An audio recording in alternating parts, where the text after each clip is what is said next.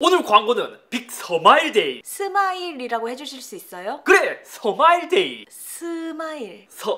서마일. 이 사람 발음이 왜 이래? 있없이 스마트폰에 알림 왔어요. 아, 제 스마트폰이요?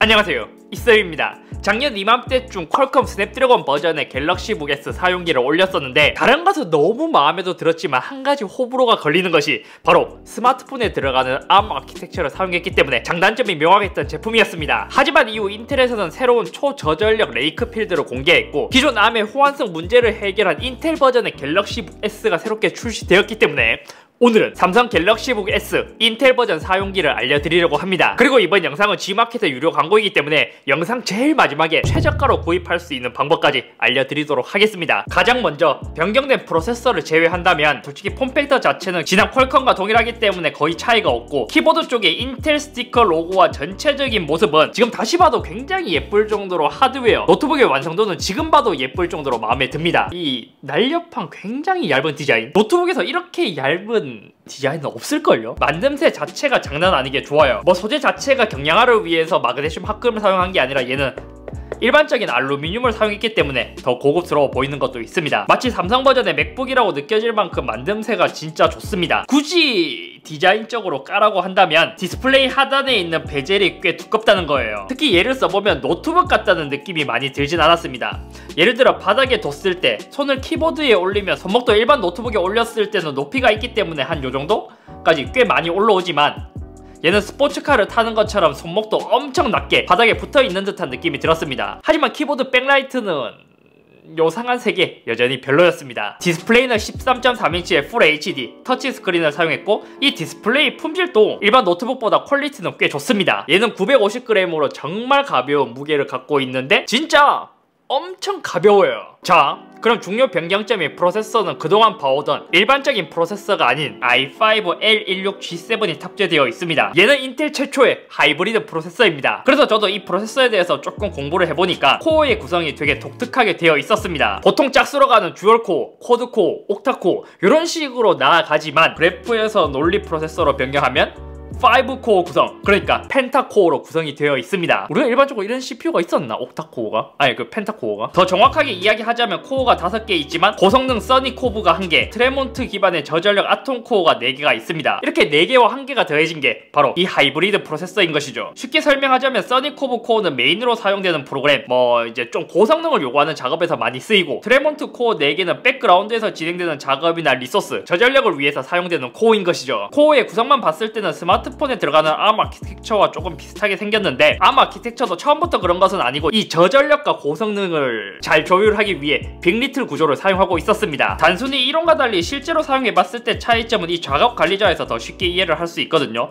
여기서 사용을 직접 해보면 만약 인터넷을 실행한다고 하더라도 5개의 코어가 모두 작동되는 방식이지만 유튜브에서 4K 영상을 재생했을 때 여기서 코어의 그래프를 보면 조금 특이한 모습을 볼 수 있습니다. 가장 마지막에 있는 코어는 거의 사용하지 않고 4개의 코어만 조금 사용하고 있는, 유튜브 영상을 4K로 재생했을 때는 저전력 코어인 이제 트레몬트, 리틀 코어가 사용되는 거예요. 하지만 게임같이 고성능 작업을 했을 때는 리틀 코어보다 빅코어, 고성능 작업을 요구하는 써니코브 코어가 사용되게 되는 것이죠. 이게 약간 좀 발음하기가 어렵네. 그래서 보통 보면 0에서 3번까지는 대체로 이제 일반적인 인터넷 서핑이라든지 문서 작업을 할 때 좀 많이 쓰이고, 4번은 파킹되는 경우가 종종 있기 때문에 100% 성능을 발휘하기에는 어렵습니다. 약간 전력 제한이 걸려 있는 듯한 느낌? 제가 여러 번 실제 사용 환경에서 모니터링 했을 때는 리틀 코어가 사용될 때는 약간 버벅임은 있었지만 만약 4번 빅코어가 작동하게 된다면 전체적인 시스템은 빠릿빠릿하게 움직였습니다. 그럼 이렇게 하이브리드로 CPU 코어를 구성해서 얻는 장점이 뭐냐? 고성능을 요구하지 않는 문서나 인터넷이나 영상 감상이 주 목적이신 분들에게는 팬이 없는 무소음, 발열, 그리고 배터리 타임에서 이점을 얻을 수 있습니다. 사용하다 보면 노트북인데 소음이 없네? 라고 느낄 만큼 진짜 조용해요. 그것은 팬이 없으니까. 키보드를 타이핑하는 소리가 훨씬 더 크게 들렸습니다. 그럼 실제 성능은 어느 정도 나올까 싶어서 테스트를 또 해봤습니다. 실제로 문서 작업을 할 때는 답답함 없이 빠릿빠릿해서 너무 마음에 들었고, 특히 오피스를 열었을 때 퀄컴 버전도 빠릿빠릿하긴 한데 초기 로딩하는 반응 속도의 차이가 꽤 크게 느껴졌습니다. 왜냐면 얘는 그냥 뭐 ARM 버전의 아키텍처가 아니기 때문에 네이티브로 돌아가니까요. 체감되는 속도는 예전의 아톰, 요즘 나오는 초저전력 프로세서보다는 조금 더 쾌적한 느낌이 들었어요. 인터넷을 할 때도 퀄컴 버전보다는 구글 크롬을 제대로 사용할 수 있다 보니 쾌적했고 대부분 게임을 하지 않는 업무용으로 사용하는 환경에서는 답답하다라는 느낌은 전혀 없었습니다. 다만 확실한 것은 일반적인 i5나 i7을 탑재한 것만큼 빠릿빠릿하다라는 느낌은 들지 않았습니다. 그게 전체적으로 퀄컴 버전과 비교했을 때 네이티브로 돌릴 때는 ARM 버전이 더 쾌적한 느낌이 들었어요. 단 인텔 버전은 에뮬로 돌리는 게 아니다 보니 호환성 걱정에 있어서 그게 해방된다는 게 가장 큰 장점이었죠. 그러니까 호환성 자체를 신경을 안 써도 된다는 말이지. 그리고 좀 더 확인해보기 위해 이러한 노트북은 게임 용도가 아니지만 그래도 게임을 도전해봤습니다. 제가 요즘 하고 있는 롤토체스 정도는 돌릴 수 있었는데 풀옵션은 당연히 힘들고 풀 HD의 낮음 정도면 집에 있는 i7 10510U 프로세서와 비교시 동일 조건에서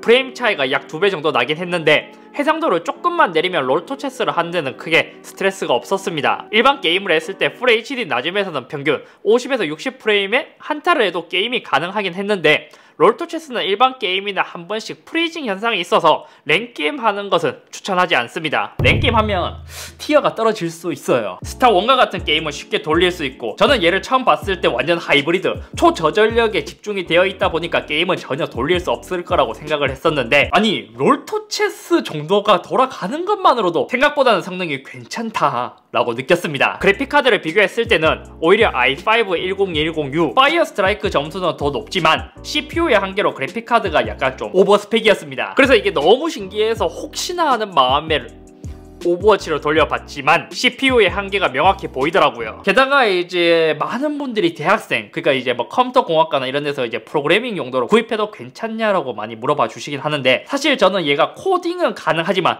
크게 추천드리진 않습니다. 대학교 처음에 들어갔을 때 이제 1학년 들어갔을 때 이제 C 언어 이러한 이제 학교에서 배우는 정도의 컴파일은 쉽게 되지만 코드가 길어지면 답답할 수 있습니다. 그리고 재미있는 건 윈도우 10 2004 버전 업데이트 후 4번 B코어의 사용량이 증가하면서 실제 체감 속도도 더 쾌적하게 빨라졌습니다. 그러니까 업데이트를 하기 전에는 4번 CPU4 파킹댐이라고 되어 있는데 결국 이것은 지금 사용하지 않고 저전력 코어를 사용한다는 거거든요. 근데 이 빈도가 많이 줄어들었기 때문에 실제 체감 속도는 더 올라갔다는 것이죠. 그리고 발열도 퀄컴 스냅드래곤과 차이가 있었습니다. 스냅드래곤의 경우 대부분 상황에서 거의 발열이 없다고 느낄 정도로 크게 뜨겁다라는 느낌이 들지는 않았어요. 하지만 인텔 버전은 퀄컴 버전과 비교했을 때 일반적인 상황에서는 크게 차이가 나진 않는데 무거운 작업, 뭐 윈도우 업데이트라든지 게임을 돌리게 된다면 퀄컴 버전에 비해서 발열이 더 크게 이제 체감될 정도로 느껴졌습니다. 테스트 시 인터넷을 할 때는 평균 32도 정도 근처였고 게임을 할 때는 42도까지 올라가기도 했습니다. 그러니까 뭐 대부분 상황은 그냥 조금 미지근하다, 일반적인 노트북보다는 그래도 체감되는 발열은 낮네 이렇게 느끼지만 진짜 B코어를 계속 사용하면 사용할수록 상판보다는 하판에 체감되는 발열이 더 크더라고요. 게다가 얘는 알루미늄 바디를 사용했기 때문에 체감 발열이 훨씬 더 크죠. 그러니까 대부분 B코어를 갈구지 않는다면 미지근한 정도로 펠리스에 이 정도면 이제 양호하다고 느꼈습니다. 그래서 얘는 팬이 없는 모델이기 때문에 한번 팬의 구조를 보여드리려고 하는데 일단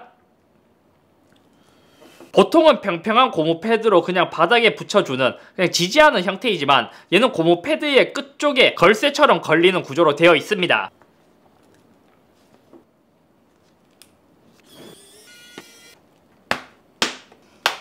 하판을 가볍게 뜯었습니다. 확실히 알루미늄으로 되어 있고 일단 배터리가 굉장히 크게 들어가 있어요. 갤럭시북 S의 스피커가 왜 좋냐라고 봤더니 스피커의 구성이 다릅니다. 그러니까 얘는 하판에 스피커가 2개씩 양쪽에 2개씩 탑재가 되어 있고 중앙에는 배터리가 굉장히 크게 탑재되어 있는 모습을 볼 수 있죠. 그리고 메인 기판은 위쪽에 굉장히 작게 되어 있어요. 여기는 유심과 메모리 카드를 넣을 수 있는 슬롯인데 일반적인 노트북의 설계를 보는 것보다 스마트폰이나 태블릿 쪽에 더 가까운 것 같습니다. 물론 퀄컴 스냅드래곤 버전은 조금 다를 수는 있거든요. 아마 여기가 LTE를 위한 안테나 모듈인 것 같고 방열판이 부착이 되어 있고 얘는 팬이 있는 구조가 아니다 보니까 전체 면적의 발열을 해소할 수 있도록 구성이 되어 있습니다. 여기 LTE를 위한 모듈 히트 파이프를 뜯으면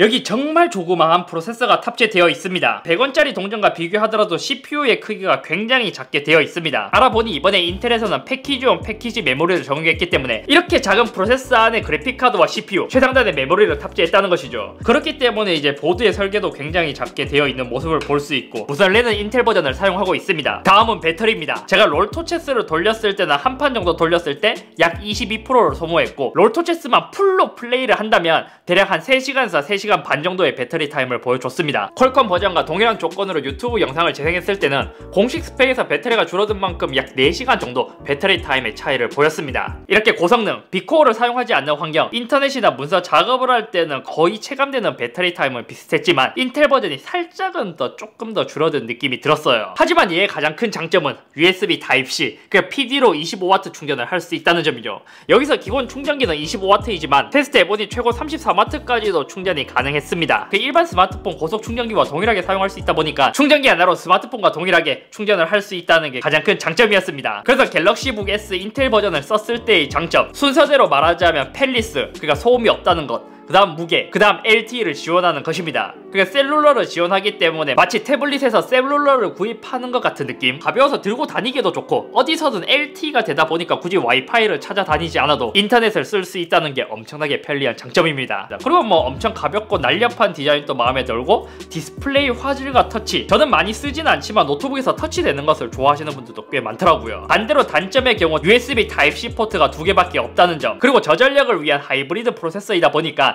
성능이 살짝 아쉽다는 점이 있었습니다. 결론을 보자면 이 폼팩터에서는 크게 경쟁자가 없는 모델입니다.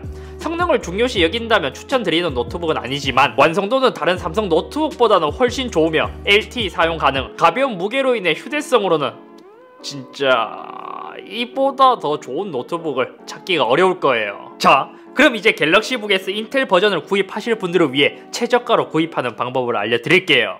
그 방법은 빅스마일데이입니다. 이것도 전자기기를 좋아하시는 분들은 빅스마일데이 때 한 번에 몰아서 구입하려고 준비하시는 분들이 꽤 많아요. 그럼 이 빅스마일데이가 뭐냐? 이것은 G마켓이나 옥션에서 쇼핑 멤버십, 그러니까 스마일 클럽을 위한 쇼핑 축제 행사입니다. 예를 들어 아마존의 블랙 프라이데이 같은 느낌. 이번 빅스마일데이는 11월 1일부터 12일까지 진행되고 이때 스마일 클럽 회원은 최대 20% 할인 쿠폰을 줍니다. 7만원 이상 상품 구입 시 20%, 그러니까 이제 최대 40만원까지 할인 받을 수 있는 것이죠. 그럼 만약 갤럭시 S20 FE 이것도 빅스마일 데이가 되면 이것저것 하면 꽤 싸질 수도 있겠는데요. 스마일클럽 할인 쿠폰은 11월 1일부터 다운로드 가능하고 제가 추가로 쿠폰을 하나 더 드리겠습니다.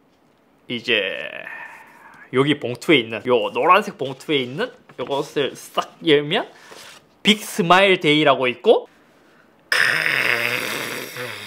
빅스마일데이 삼성전자 콜라보 쿠폰, 이 시크릿 코드를 입력하면 갤럭시북 S 인텔 버전 구입 시 추가로 7% 할인 쿠폰을 받을 수 있습니다. 그러니까 20% 쿠폰에 7% 할인 쿠폰 모두 동시에 적용받을 수 있다는 거예요. 이 코드는 이렇게 빅스마일스. 빅스마일데이는 스마일클럽 회원이 지금 아니더라도 한 달 무료로 이용해도 쿠폰을 받을 수 있습니다. 스마일클럽을 간단히 이야기하자면 연간 회원 제도이고 3만원의 연간 가입비가 있지만 37,000원의 스마일캐시로 지급되기 때문에 사실상 뭐 G마켓이나 옥션을 많이 쓰시는 분들은 꿀인 혜택이죠. 게다가 빅스마일데이가 아니더라도 매월 최고 등급의 할인 쿠폰인 12% 할인과 3% 적립 혜택이 있습니다. 다시 본론으로 들어와서 이 갤럭시북 S의 사용기, 솔직히 말해 이 제품은 성능을 보고 구입하는 제품은 아닙니다. 하지만 성능을 어느 정도 포기한 대신 여러가지의 장점이 있는, 또 매력이 있는 제품이죠. 제가 추천하는 대상은 문서 작업을 하는 대학생들, 게임을 안 하시는 분들, 영상 감상을 많이 하시는 분들, 셀룰러나 비즈니스맨, 펜 소음이 없는 노트북을 찾으셨던 분들에게 추천해드릴 수 있는 제품입니다. 갤럭시북 S가 퀄컴 버전도 그랬지만 만듦새가 워낙 좋다 보니까 뭐 흠을 잡아봐야 성능이겠지만